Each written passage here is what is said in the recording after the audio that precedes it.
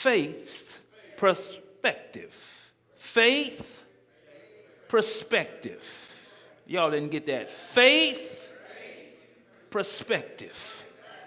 You may be seated.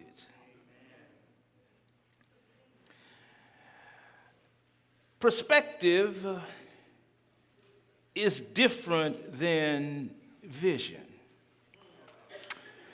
Vision asks the question, where are we going? Perspective inquires what's going on. What, everybody? What's going on? I said perspective is different than vision. Vision asks the question, where are we going? Perspective inquires what's going on. And which one of us have not in our life's journey had moments and experiences happening to our journey that cause us to raise that question, Lord, what's going on? Anybody here in the house? Sometimes our troubles come like bunches of grapes. We turn from one place to the other. Everywhere we look, something's happening. Can you turn that down just a little bit? The question is, what's going on? I mean, the more I try to do right, the more I find myself doing wrong. The more I learn to trust, doubt comes knocking on my door. I wish somebody would help me here this morning. Well, there are some axioms of turning of faith that are broader than any particular text, which one might use concerning faith or to contain the meaning of faith's perspective. There are some wide sweeping themes in the Bible along with the wideness of God that are so large that texts from the Bible only enlighten or amplify their value.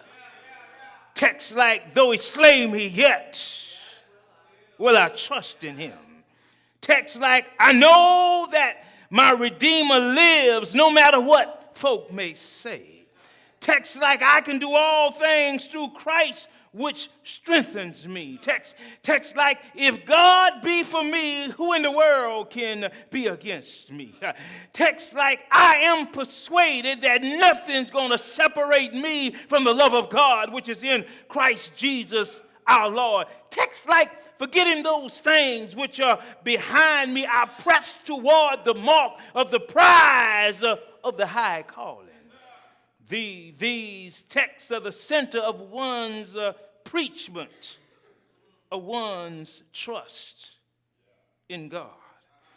They are the truths upon which our beliefs and preaching hangs upon. They are so large that all one can do in our lives is take pot shots at these texts, trying to unveil that which one cannot see.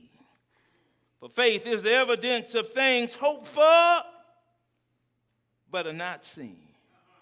Great truths which are beyond testimony, they are larger than any context. Their truth and value reaches beyond where one sits in time. Oh, help me. Y'all ain't up in here. It's one of those wide axioms of circle of faith that I wish this morning to unpack to you and show you what God is talking about when it comes down to faith's perspective. I want to approach this thought by lifting these two wonderful text passages in that kinship and relationship. They answer my question of what's going on. They emerge at the place of responding to that question of what's going on. The first text is found in John 11:4. The second text is found in John 9:3. The first text is about, you will remember this fellow Lazarus, who lived in Bethany, but the text says he became sick. He was a good friend of Jesus as well as his sisters Mary and Martha. But Jesus was out of town when Lazarus became real sick. And Jesus receives word from some of his friends. They say to Jesus, Lazarus, your friend whom you love is sick unto death. And Jesus answers, sickness is not fatal. In other words, Jesus answers and says his sickness is not fatal. It will become an occasion to show God's glory by glorifying God's Son. I wish y'all could talk to me.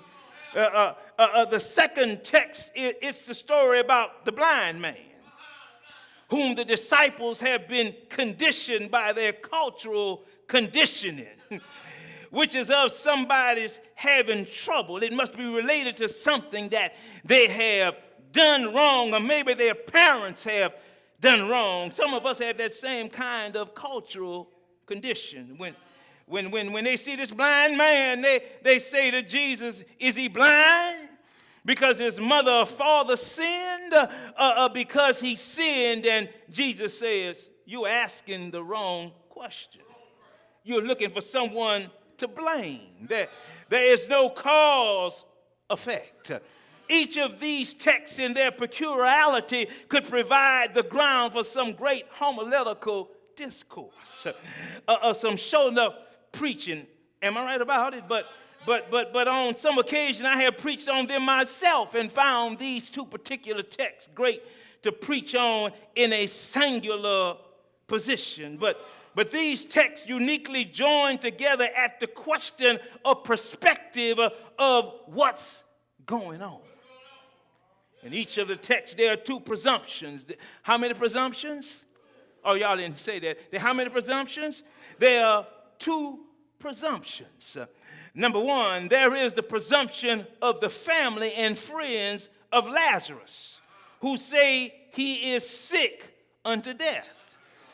Secondly, there is the presumption of the disciples who say he must have sinned. Somebody, which brings these two texts into context of what's going on, and they come together.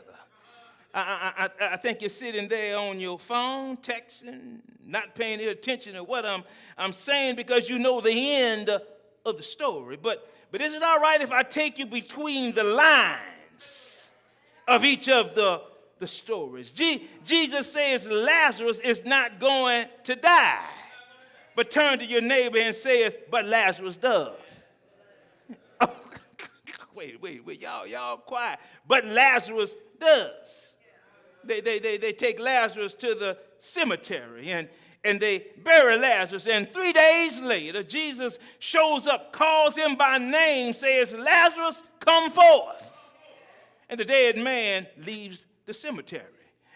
That other text concludes very interesting as well. Jesus takes some mud, mixes it with spit, wipes it on the man's eyes, then tells him to wash in the pool of Siloam. And the man comes back to town seeing. That's when folk ask the question, you the same one who was blind?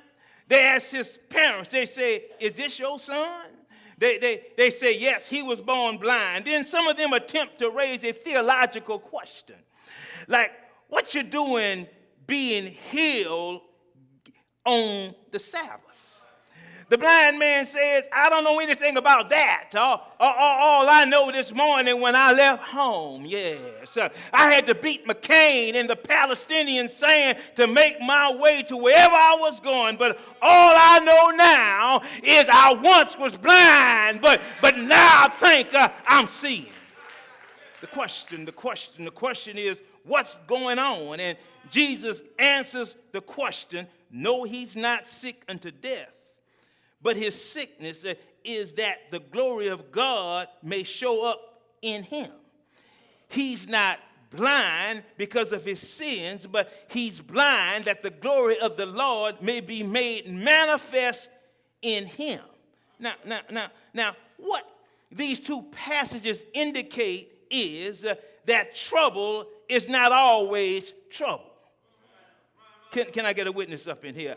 I said these two passages indicate that trouble is not always trouble. Can I get somebody to wave their hands and say, I know you're right. I thought I was in trouble, but you fixed it. Every time something shows up in your life that does not look like it's going to be easy to handle, don't assume that it's your destruction on its way. It may be the Lord has sent your blessings clothed in a robe of trouble. It may be that the Lord is about to bless you. Don't go to pieces over trouble.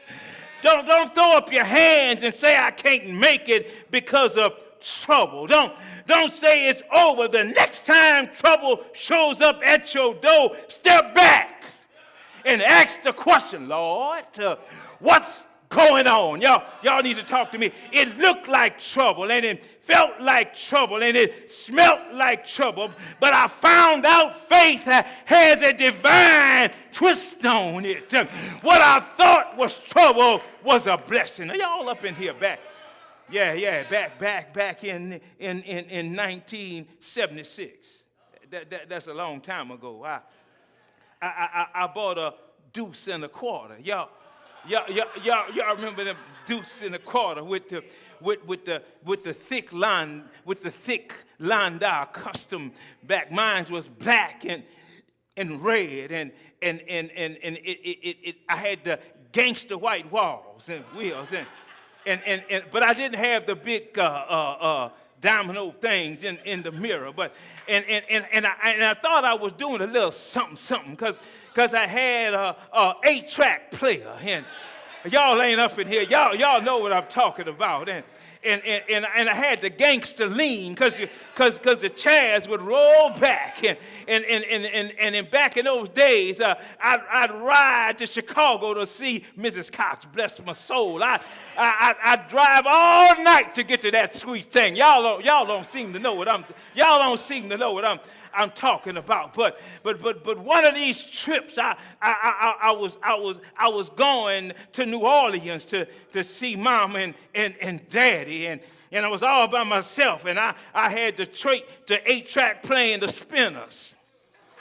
If you don't know me by now, y'all don't have to. I had a little bit of Isaac Hayes.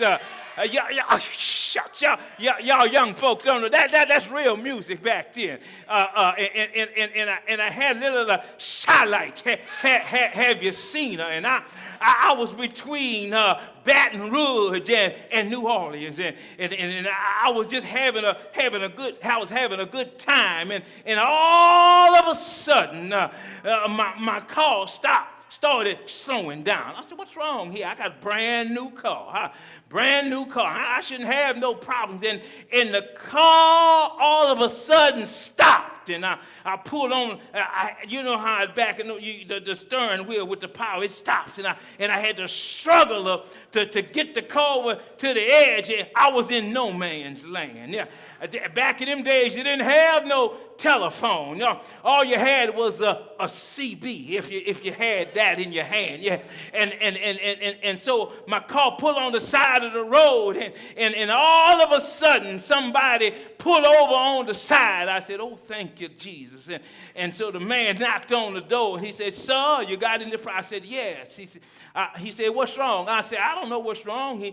I said, my car won't stop. He said, well, I noticed that you're driving a deuce and a quarter, 225. He says, and I'm from GM, and I saw your gas up in Baton Rouge. Y'all don't understand where I'm going.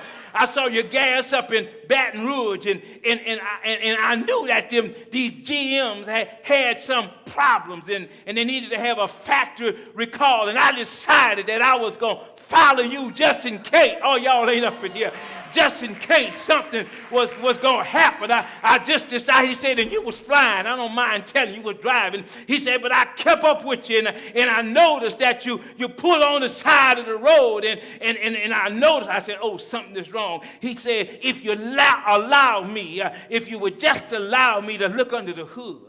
I said, okay, please, sir, look under the hood. And he did a little something under the hood. He said, now turn it on. And I turned it on, and the engine came back on. And I said to myself, I ain't got no money. All I got is a wallet full of credit cards. Y'all ain't up in here. I said, all I got is a wallet full of credit cards.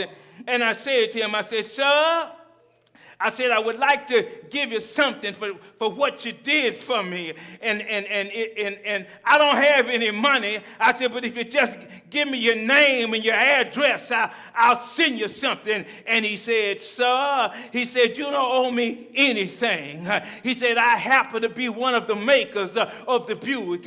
And because I'm one of the makers of the Buick, you don't owe me anything. I just happen to be in the right position to help you. I want you to know that whenever you're in trouble, there is somebody, yes, that's always in position to help you.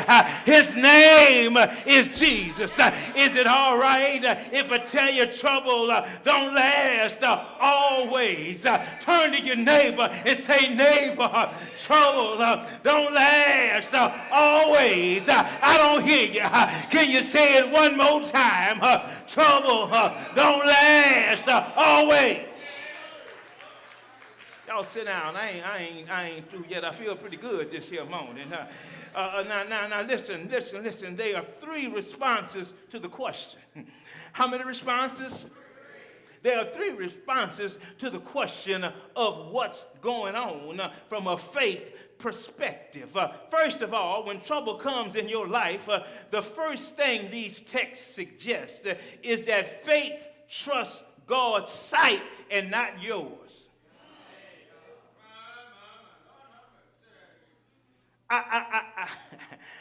I say, faith trusts God's sight and not yours. Faith believes that God can see better than you will ever see. And so the person of faith trusts God's sight instead of your sight. Oh, preach, Pastor Cox.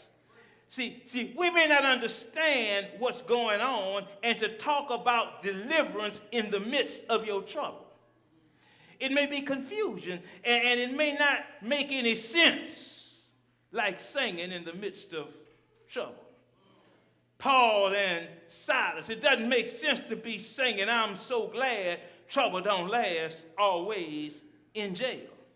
Faith is always interpreting what's going on, and often faith twists. It's crazy. It doesn't make any sense, like singing at your mother's funeral and praising the Lord in an intensive care unit. It borders on the absurd. But faith does not ask questions like a knowledgeable person. Y'all gonna catch that next week? I say faith does not ask questions like a knowledgeable person. Some of y'all sitting up in here, how in the world can we build a $1.5 and almost $4.5 million church? It ain't for you to ask, it's for you to believe. Or y'all ain't up in here. How can we do that? No, we can't do it. God can do it. If we have the faith and if we exercise what we know and what we believe. Watch this. I'm getting ready to meddle right quick. Watch this. If we didn't have any faith, we should have never bought the land. I'm going to say it again. If we never had any faith, Am I right about it? We should have never bought the land.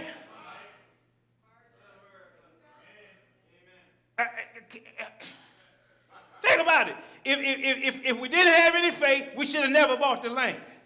Because when you bought the land, it already showed you that God has some faith in you. Am I right about it? And now we should have never sold a church. If we didn't have any faith, and if God didn't move. God moves in mysterious ways, his wonders to perform. We're supposed to trust in God. Now, faith functions, get this good, faith functions above the logic and believes God's sight. Ooh, y'all missed that. I'm going to say it one more time. Faith functions above logic and believes God's sight. Faith says trust that God can see what we cannot see. Faith trusts God's sight. I said faith trusts God's sight. Nothing's wrong. All of this stuff is nothing but a perspective to what's going on. Faith believes that God knows not sight in seeing, but sight in knowing God, and God already knows what the outcome is going to be. Faith trusts God's sight because we can't see everything that we would like to see. Oh, preach, Pastor Cox. From where we sit, there is so much grief and so much pain, but faith trusts God's sight. Secondly, listen, trying to teach. Secondly, faith waits for God's response.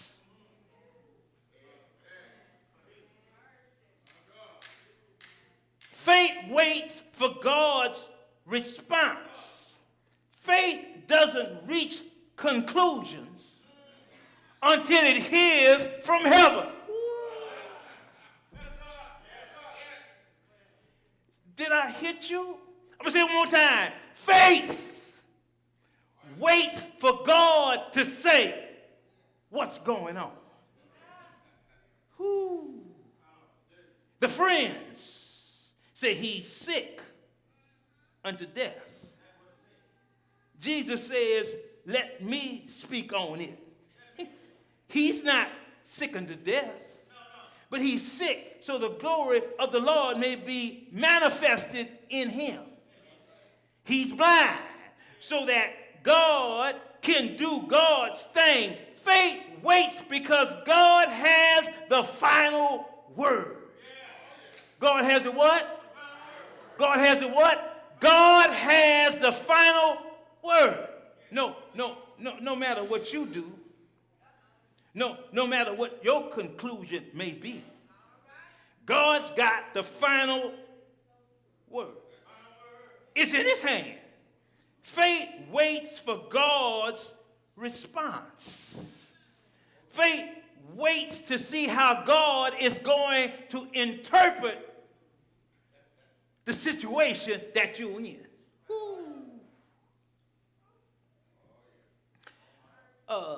There was a baseball argument on the mound. Man slid into first base, and he said with his coach that he was safe. The first baseman and his coach said that he was out. They began to argue over who was right and who was wrong. By that time, the umpire ran over and said, the runner is nothing until I call him. That's the way it is in life. Talk all you want. Say all you will, but God's got the final word. Be careful about coming to conclusion. Some of us have counted each other out. But I'm so glad that God has the final word. Jesus says, wait on the Lord. Don't take a poll, wait. Don't suggest wait. Don't take your neighbor's word, wait. They that wait upon the Lord, he shall renew their strength. What if his eye is on the sparrow? I know.